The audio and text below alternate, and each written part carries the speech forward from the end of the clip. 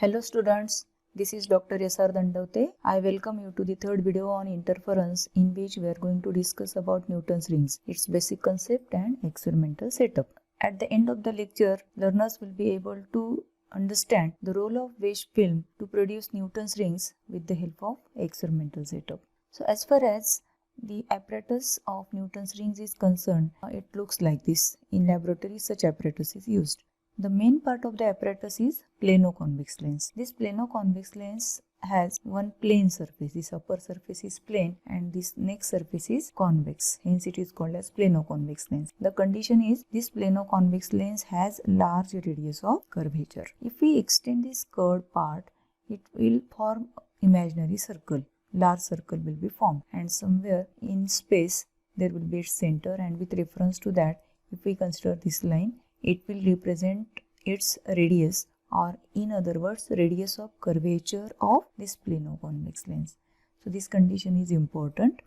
In Newton's rings, plano-convex lens used has large radius of curvature. This lens is placed on plain glass plate. So due to this thin film is, thin air gap is created, and particularly it is wedge air film. So this way the concept of wedge air film can be applied to study Newton's rings. So exactly what is role of this wedge air film, that we will discuss, but before that let us see the schematic of this experimental setup. So this is a diagram showing the experimental setup in schematic manner. So it consists of one monochromatic source, commonly used is sodium source, followed by convex lens. Then it has a beam splitter. It is in terms of plain glass plate.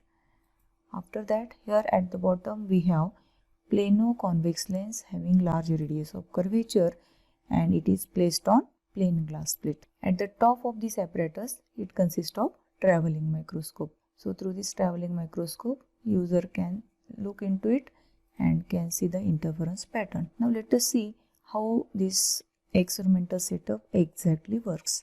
When we start this source, see, a randomly oriented light will be generated and it falls on the convex lens. When it passes through the convex lens, it becomes parallel. It is very clear that this randomly oriented beam is converted into parallel beam with the help of convex lens. Now when it falls on this plain glass plate, it will be partly refracted and partly reflected in downward direction. So as our interest is to know the significance of this wedge film, only this reflected light is considered, which is falling normally, and refracted light is ignored. So let us not bother about that. Now the light which falls on this particular assembly will pass through it. Means light will pass, it will fall at the center, as well as few light rays will pass through this wedge air film and it will be reflected back. So after reflection, by passing through the plain glass plate, it will enter the travelling microscope. So after looking into travelling microscope, user can see the interference pattern created over here. This role of wedge air film is very important. It is significant. So because of this wedge air film, some part difference is introduced when light rays are reflected back, and due to that interference, the Newton's rings are produced, which looks like this. The pattern consists of dark center followed by alternate circular bright and dark rings which are concentric in nature, and this pattern is called as Newton's rings pattern. Due to interference caused by this wedge air film, when the light rays are reflected by it, Newton's rings are produced. Let us now try to see the role of wedge film to produce Newton's rings. So actually light rays fall normally on this, but in order to understand the basic role of that wedge air film, imagine that this is the direction of the incident light. It is falling obliquely. Now at this surface, it will be partly reflected and partly refracted in the glass. Now at this point, again there will be partial reflection and partial refraction. So this reflected light will pass through air with slight bending away from normal, and this way the first interfering ray is generated. Now the light which falls on the upper surface of the glass plate will be reflected, and then it will pass through lens and then through air. So this way we get two interfering reflected rays. The path followed by first ray, see here, this is the path followed by first interfering ray, and the path followed by second interfering ray is like this. So it is very clear that the second interfering ray is having some extra path, and that extra path is introduced mainly because of the wedge air film. Okay, so this is the significance of this wedge air film, to introduce some path difference. Moreover, let us apply Stokes' law. So while applying Stokes' law, we can focus at these 2 points. When the light ray is reflected from this point, what happens? See, suppose this is incident light which is passing through glass, then it is reflected. That means while having this reflection, which interface it is facing? The interface is denser to rarer. This outer surface, outer medium is air. So while having this reflection by Stokes' law, there is no change in phase or path difference. Whereas if we focus at this point, again imagine that this is incident ray.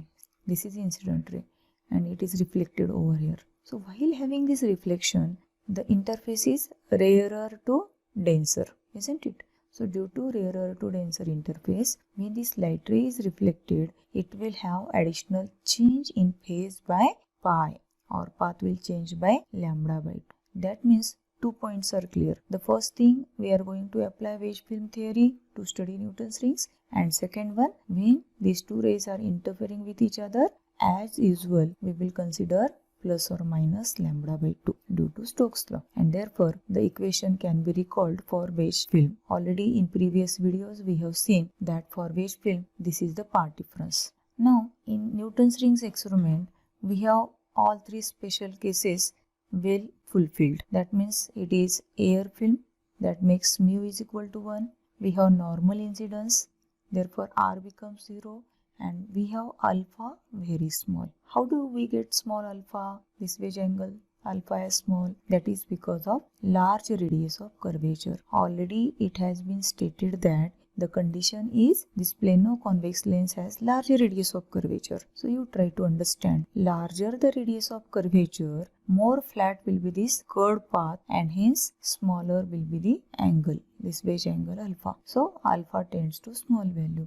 and due to small alpha what happens? Cos alpha tends to 1 here. So that means when we put all these three conditions in this equation, what will be the path difference? Delta is equal to twice t plus lambda by 2. So with this path difference, we can easily obtain the desired expressions of diameters of Newton's rings for constructive as well as destructive interference. So some important conclusions can be drawn. When the radius of curvature of the lens is large, the thickness of the air film tends to be smaller, and hence alpha becomes small. And particularly we have dark center in Newton's rings. So this dark center is due to the fact that at this center thickness of the film is 0, and 0 thickness means t is equal to 0 in this equation. That means delta is equal to simply lambda by 2.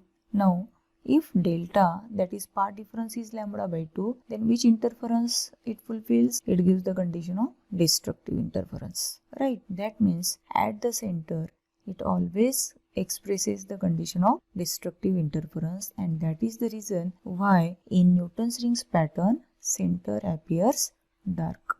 So this was all about the experimental setup and the role of wedge film behind the production of Newton's rings. In next video, we will continue the Newton's rings with derivations of diameters of Newton's dark as well as bright rings and certain applications of Newton's rings. Thank you.